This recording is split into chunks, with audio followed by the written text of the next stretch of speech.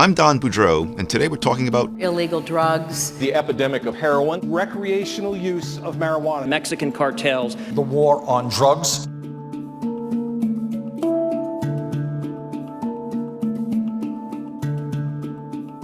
Today, drug use, especially heroin and other opioids, is at an epidemic level across much of America's heartland.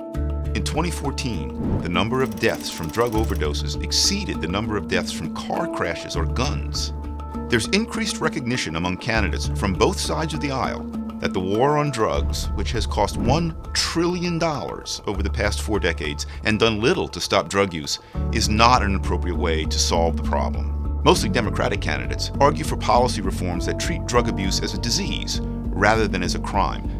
They point out that the war on drugs is responsible for overcriminalization, cartels, smuggling, a black market, skyrocketing incarceration, and street violence. Misguided criminal justice policy that requires mandatory minimum sentencing for drug violations is partially responsible for the fact that the number of people in U.S. prisons or jails has increased by about 500% just over the past 30 years, to the point where about 1/3 of all prison admissions are for drug crimes. Too many lives have been destroyed by the so-called war on drugs. These candidates also highlight that the criminalization of this non-violent offense has crippled communities and left millions with limited employment prospects and on the margins of their society. Not only do the drugs damage them, we damage them again by incarcerating them and then preventing them from getting employment over time. Recognizing these problems, Republican candidates often argue that states should have the right to reform their drug laws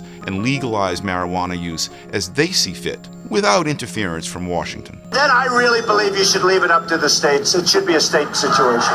Candidates from both parties support reform that emphasizes drug courts, methadone clinics, needle exchanges, and treatment centers over traditional courts, guns, SWAT raids, and prisons.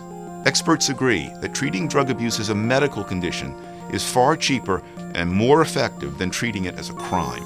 Some candidates also point out that states such as Colorado, Washington, Oregon, and Alaska have legalized marijuana use and seen hundreds of millions of dollars in new tax revenue. Looking at what's going on in Colorado and elsewhere, but I am not unfavorably disposed to moving toward the legalization of marijuana. Several other states are considering following suit on Election Day, with support from many local candidates. One presidential candidate has even highlighted how basic economics can beat drug cartels. Legalizing or decriminalizing drug use allows competitors to cut into the monopoly profits of violent drug cartels who rely on black markets to reap their profits. On the other hand, intensifying the drug war only drives up the price of drugs and consolidates the power of drug cartels. Some Republican candidates, however, still believe in an enforcement-first drug policy. They want to intensify the war on drugs to try to better protect public health. They argue that the consequences of the drug war are the acceptable price that we pay to keep drug use to a minimum. So what do you think? How should drug policy be reformed? Should drug use be legalized?